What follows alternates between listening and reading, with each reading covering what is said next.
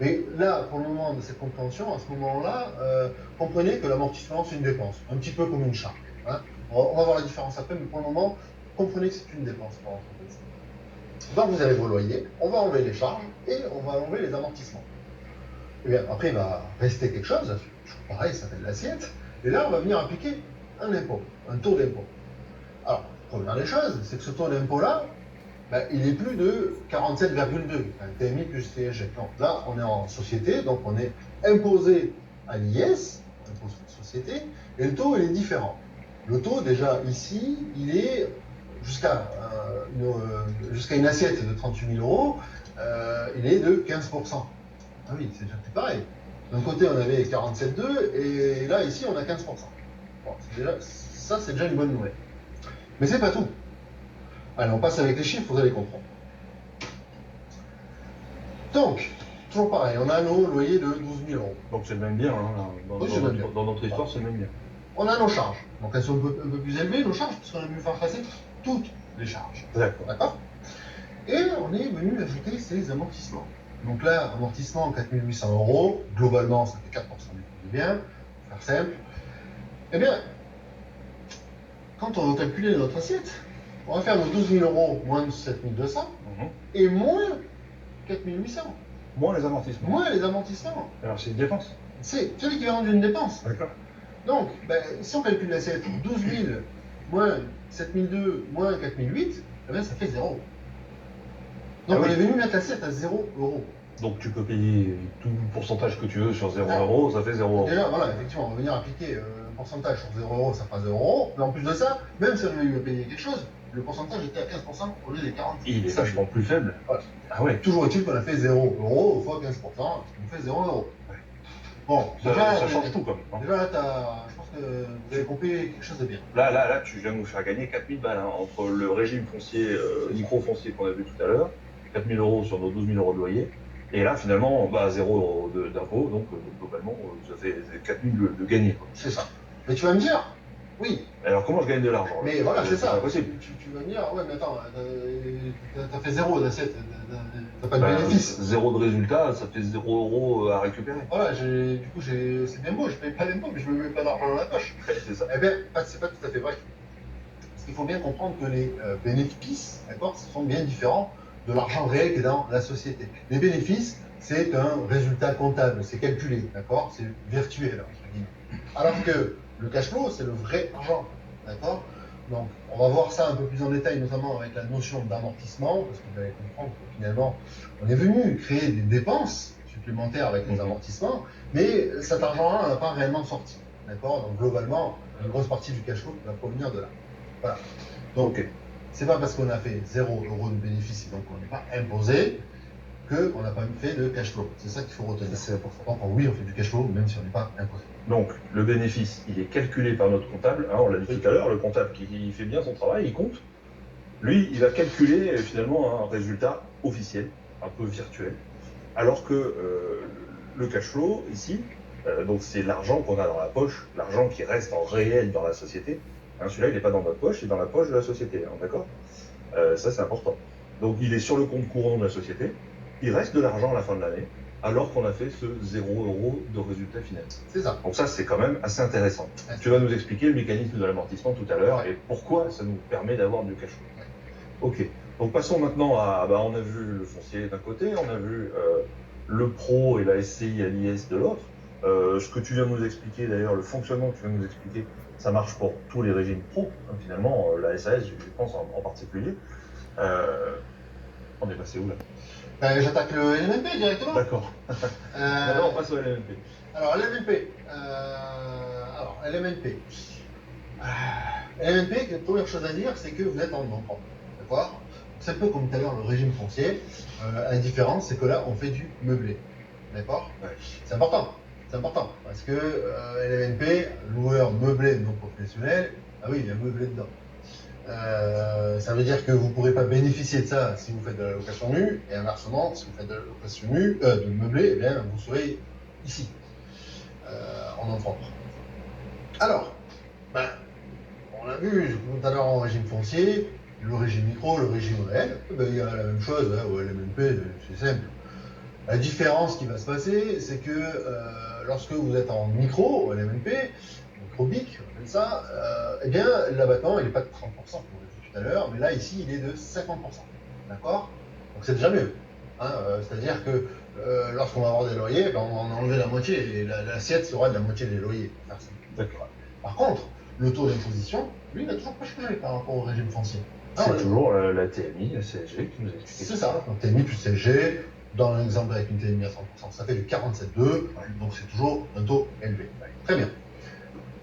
Maintenant, on va s'attaquer au LMNP au régime réel.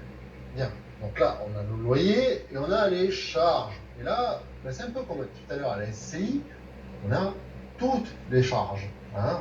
Tout à l'heure, j'ai dit qu'on reviendrait dessus, on va voir un peu plus en détail, mais considérez qu'ici, vous pouvez faire passer plus de charges qu'au régime foncier. C'est ça que vous devez comprendre. Ouais, c'est ça.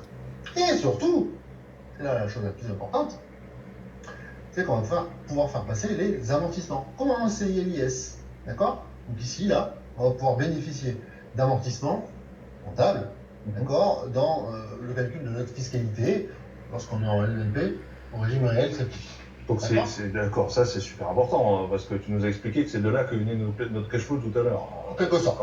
En quelque sorte, okay. c'est ça. Vraiment, on va le voir avec des chiffres, parce que c'est là où ça devient intéressant. Allez, c'est parti. Alors, eh bien, LMNP, lorsqu'on est au régime micro, bah, j'ai pris un exemple, toujours le même, 12 000 € de loyer, abattement 50%, donc il nous reste 6 000 € dans l'assiette. Eh bien, si j'applique 47,2% à ces 6 000 €, eh bien, ça me fait un impôt de 2 832 € à régler. Bon. C'est toujours plus intéressant que tout à l'heure. Oui. Mais je vois une petite caisse verte à côté. Ah oui, une caisse verte, mieux. Effectivement. Eh bien, si je reprends cet exemple-là, en LMNP au réel, dans cet exemple, eh bien, nous avons 12 000 € de loyer, j'en enlève les charges de 7 200 €, et j'en enlève les amortissements de 4 800 €. À ça, j'ai mis les mêmes chiffres de la SCI et l'IS, si vous posez la question. Et on vient d'amener donc notre assiette à zéro.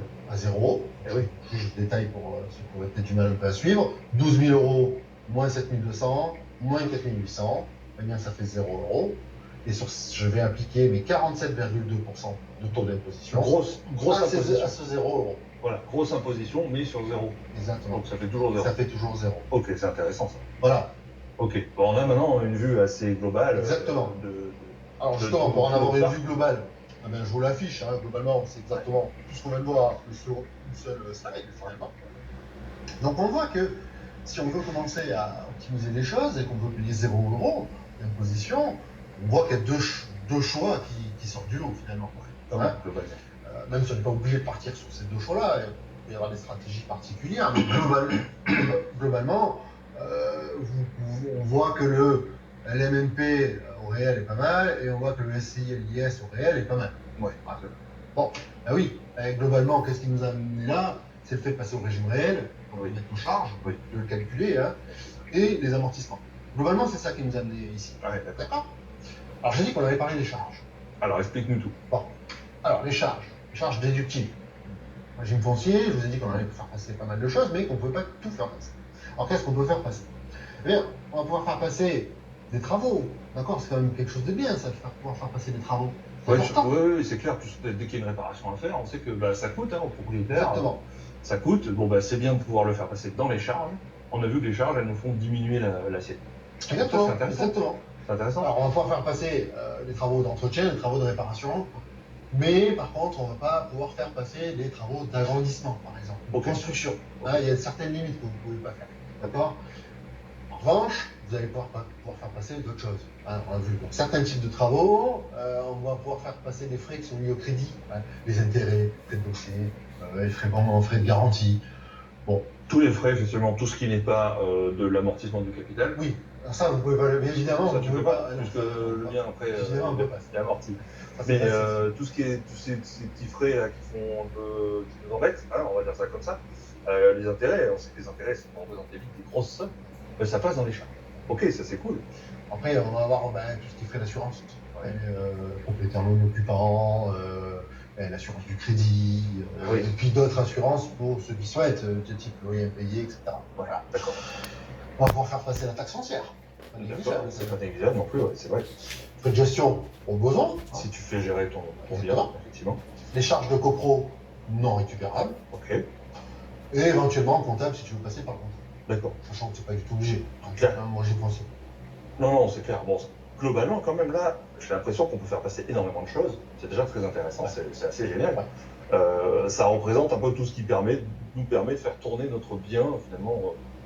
C'est intéressant, quand même. Ouais. T'as mieux que ça? Ouais, rien de ça. Allez, c'est parti, mon En frère. même temps, on a un peu spoilé tout à l'heure, hein, j'avais dit toutes les charges. Ouais. Donc C'est pas grave. effectivement, lorsque vous allez être au LMNP, au SCI, à l'IS, ben, vous allez faire passer beaucoup de choses. Au niveau des travaux, par exemple. Là, ça ne se limite pas aux travaux d'entretien et de réparation. Là, on peut faire tous les travaux.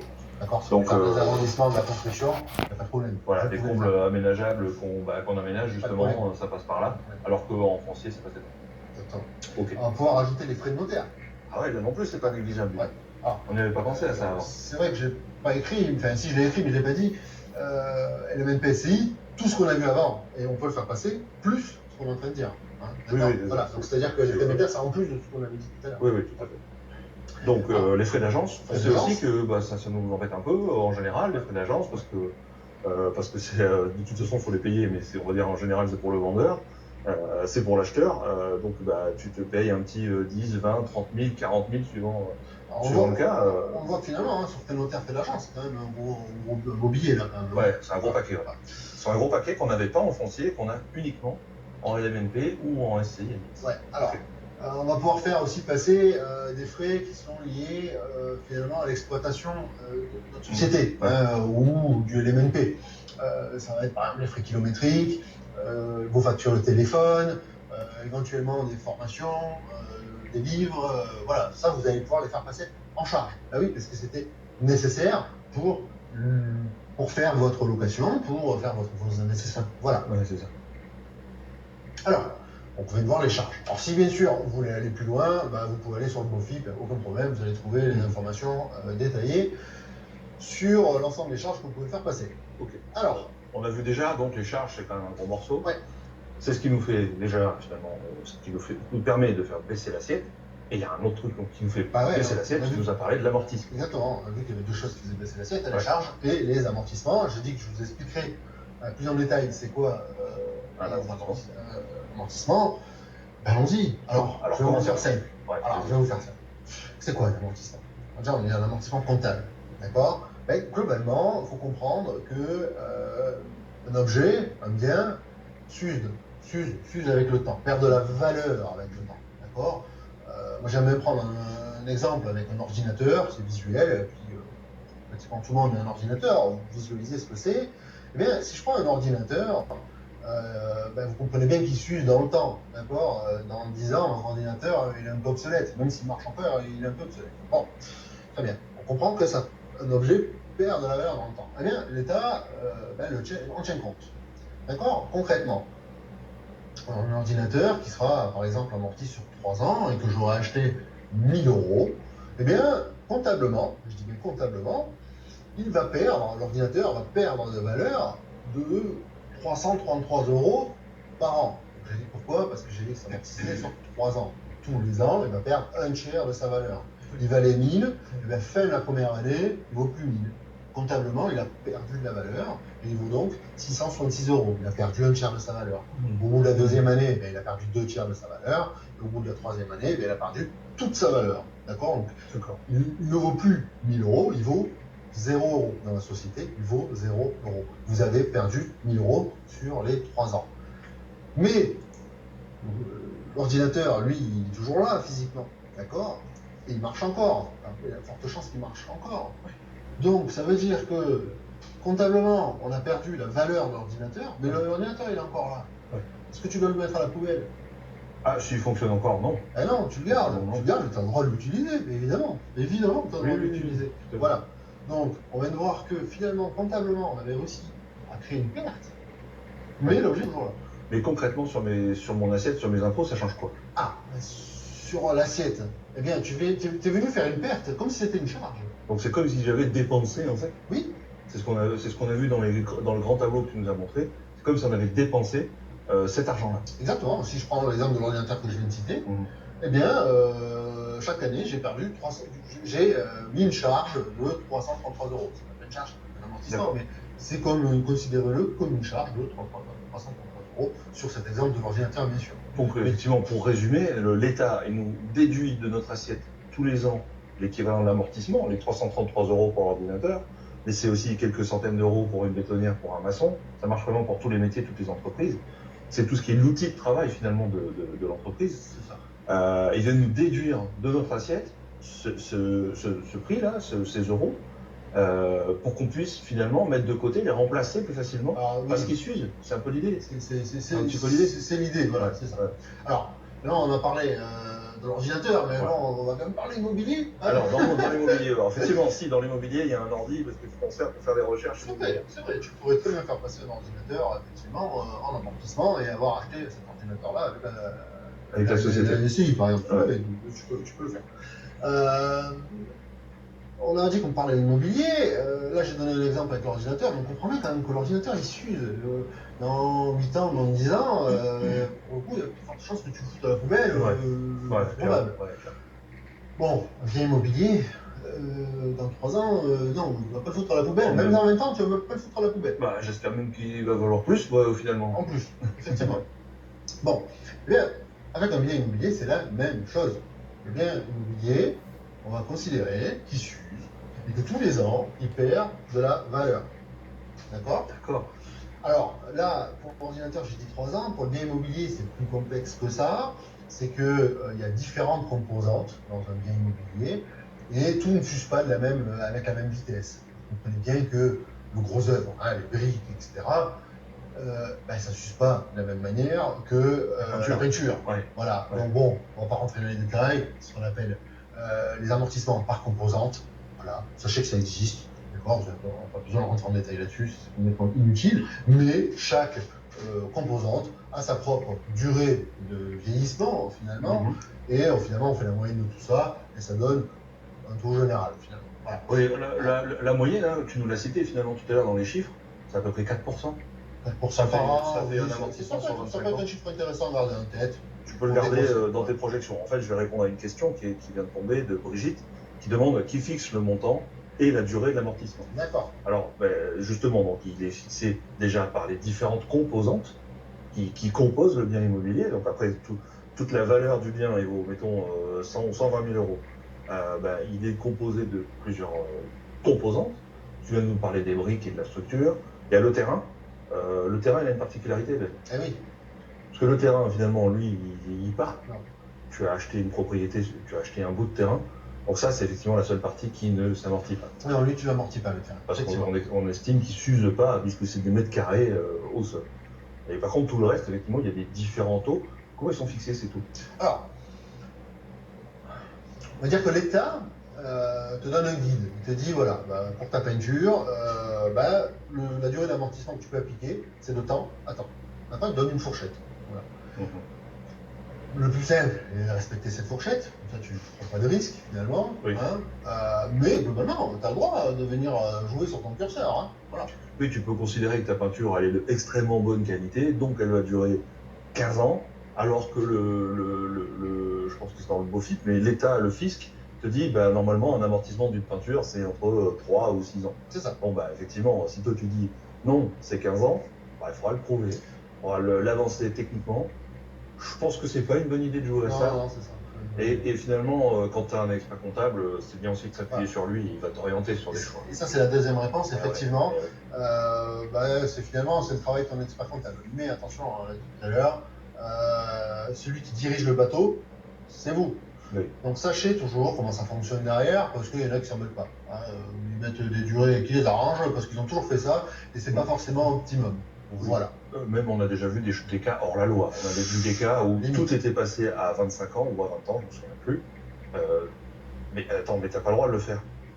C'est pas le droit. Disons que tu sors des clous qu'on a dit, donc c'est pas très bon. Oui, t'as raison, on sort des clous. Donc voilà, toi tu sais que tu dois comprendre tout ça, tout ce qu'on vient de dire aujourd'hui. C'est bon, tu l'as compris, tu vois, c'est pas très compliqué l'amortissement.